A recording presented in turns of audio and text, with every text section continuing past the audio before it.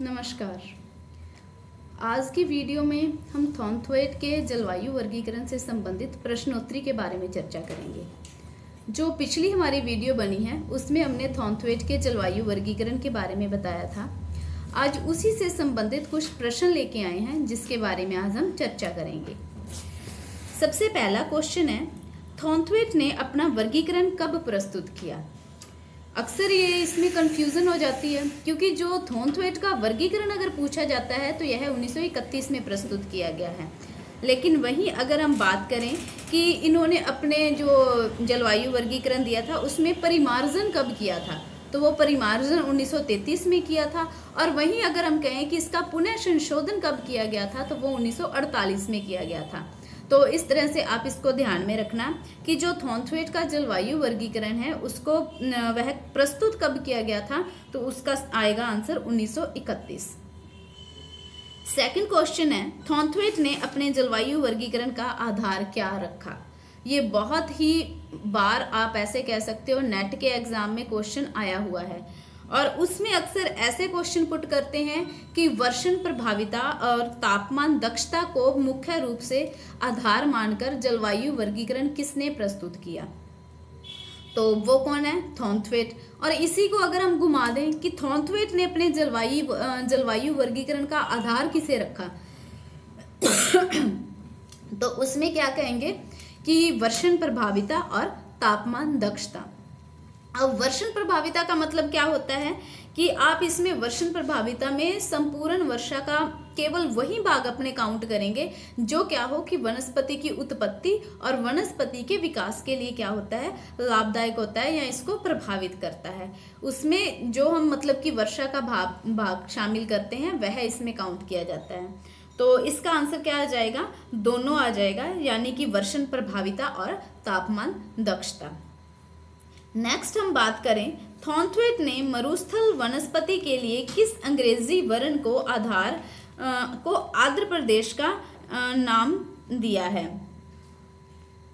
Question ऐसे है कि थॉर्नथवेट ने मरुस्थलीय वनस्पति के लिए किस अंग्रेजी वर्ण को आर्द्रता प्रदेश का नाम दिया है, यानी कि मरुस्थलीय वनस्पति के लिए उन्होंने किस शब्द का यूज किया है? तो आप लोगों को ये भी बताया था कि जो उन्होंने आर्द्रता प्रदेश निर्धारित किए थे उन्होंने उसके लिए क्या है, कुछ इंग्लिश के वर्ड लिए थे, कैपिटल लेटर अंग्रेजी के अक्षर, जिसको आप बोल सकते हो ABCD और E, ये कैपिटल लेटर लिए थे। जिसमें क्या था, A का मतलब था तर, B का मतलब था आर्द्र, C का मतलब था उपाद्र प्रदेश और D का मतलब था अर्थ था अर्धशुष्क और E का अर्थ था शुष्क।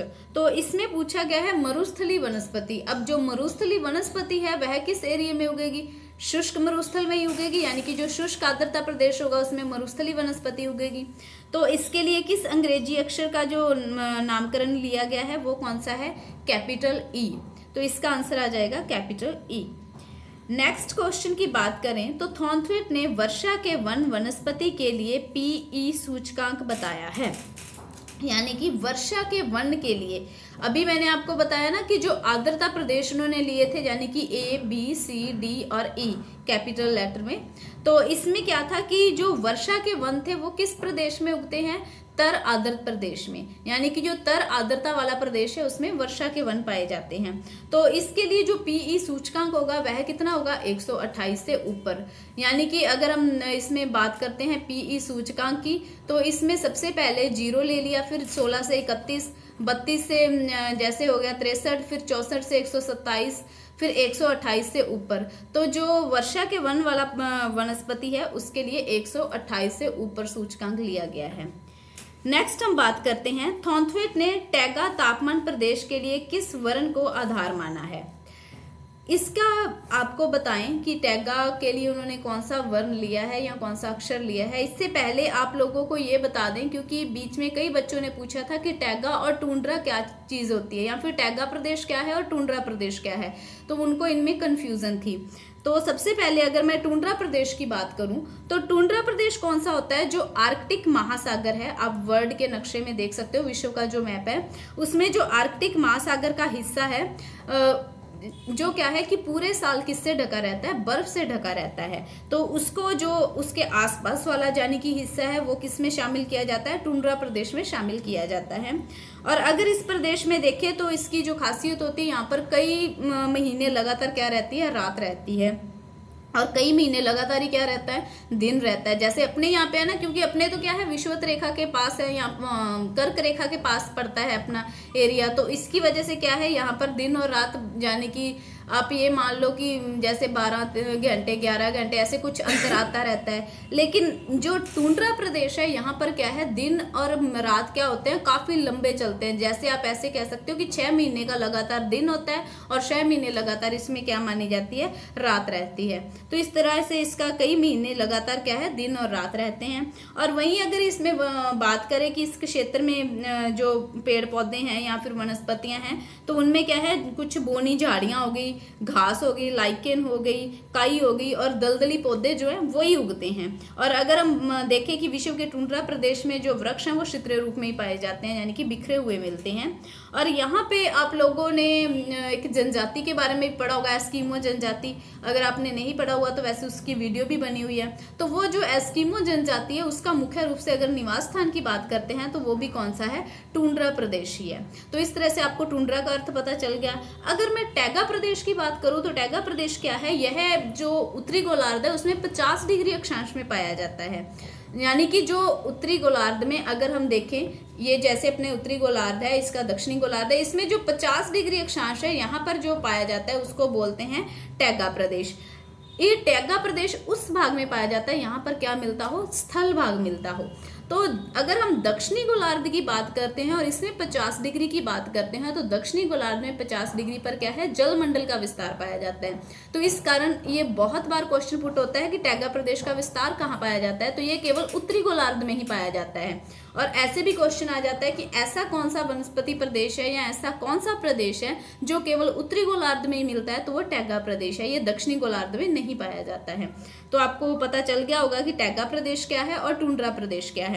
तो अब हम क्वेश्चन पे आते हैं कि टैगा तापमान प्रदेश के लिए किस वर्ण का यूज किया है। तो इन्होंने जो टैगा के लिए यूज किया है वो कौन सा है, डी इन्होंने अक्षर लिया है, यानी कि कैपिटल डी जो इंग्लिश का है। इसके बाद नेक्स्ट हम बात करें, थॉर्नथ्वेट ने अपने पुनः संशोधन वर्गीकरण के आधार लिया। यानी कि थॉर्नथ्वेट ने, जो नेक्स्ट क्वेश्चन है, थॉर्नथ्वेट ने जो अपना पुनः संशोधन किया था अपने वर्गीकरण का, तो उसके लिए उन्होंने किस चीज को आधार माना। जैसे पहले आपको भी बताया ना कि जो उन्होंने जलवायु वर्गीकरण किया उसमें क्या था, वर्षण प्रभाविता और तापमान दक्षता लिया था। वैसे ही अगर हम पुनः वर्गीकरण की बात करते हैं, फिर पुनः संशोधन की बात करें, तो उसमें उन्होंने जो लिया है वो है संभाव्य वाष्पीकरण और वाष्पोत्सर्जन। तो जो उसका मुख्य आधार है वह है संभाव्य वाष्पीकरण वाष्पोत्सर्जन।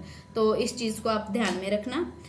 नेक्स्ट क्वेश्चन है, थॉर्नथ्वेट ने स्टेपी वनस्पति के लिए अंग्रेजी का वर्ण दिया है। स्टेपी वनस्पति, अब स्टेपी जो वनस्पति है वह किस एरिया में उगती है, अर्धशुष्क प्रदेश में मिलेगी। ठीक है, जो अर्धशुष्क आर्द्रता वाला प्रदेश होगा, तो यानी कि जो अर्धशुष्क प्रदेश है उसमें स्टेपी वनस्पति मिलेगी। अब अर्धशुष्क का अगर आपको ध्यान है कि उसके लिए कौन सा अंग्रेजी का वर्ण लिया गया है, तो आप उसमें क्या है, स्टेपी अच्छे से कर सकते हो। तो अभी जैसे आपको बताया था कि शुष्क के लिए ई और अर्धशुष्क के लिए कैपिटल डी का यूज किया है। तो इसका आंसर क्या आ जाएगा, स्टेपी वनस्पति के लिए जो अंग्रेजी का वर्ण लिया है वह है कैपिटल डी।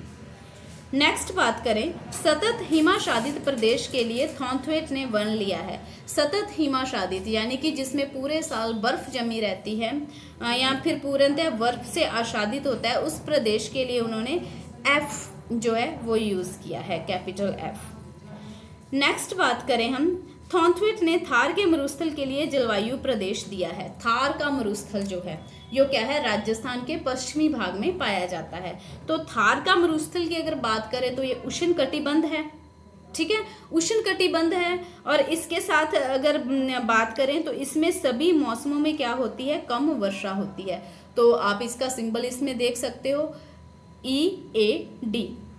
तो यानी कि जो थार का मरुस्थल है उसमें क्या है, कैपिटल ई, ए के ऊपर आप डॉट लगाओगे और इसके बाद डी। तो ये जो प्रदेश है इसको उन्होंने थार के मरुस्थल के लिए यूज किया है। और ये बहुत बार एग्जाम में भी पुट हुआ है, नेट के एग्जाम में आप पिछले पेपर में देख सकते हो, ये भी क्वेश्चन बहुत बार आया हुआ है।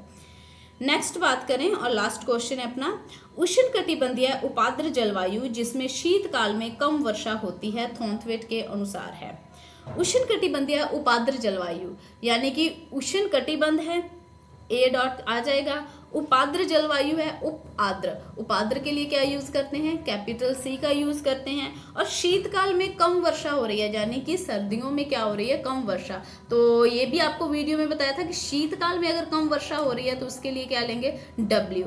तो सिंपल इसका आंसर निकल गया सी, ए के ऊपर आप डॉट डैश लगाओगे फिर डब्ल्यू, तो यानी कि CAW जो है वो है उष्णकटिबंधीय उपाद्र जलवायु जिसमें शीतकाल में क्या है, कम वर्षा होती है। तो इस प्रकार ये कुछ क्वेश्चन थे जो थॉर्नथवेट के जलवायु वर्गीकरण से संबंधित थे। आई होप कि आपको ये क्वेश्चंस के बारे में पता चल गया होगा। अब आप अगर आपको इसमें कोई लगे कि जो आपको नहीं पता चला है तो आप इसको कॉपी पर नोट कर लेना, और फिर भी अगर कोई प्रॉब्लम आए तो आप इससे संबंधित जो जलवायु वर्गीकरण की वीडियो बनी हुई है उसको भी आप देख सकते हो। Thank you.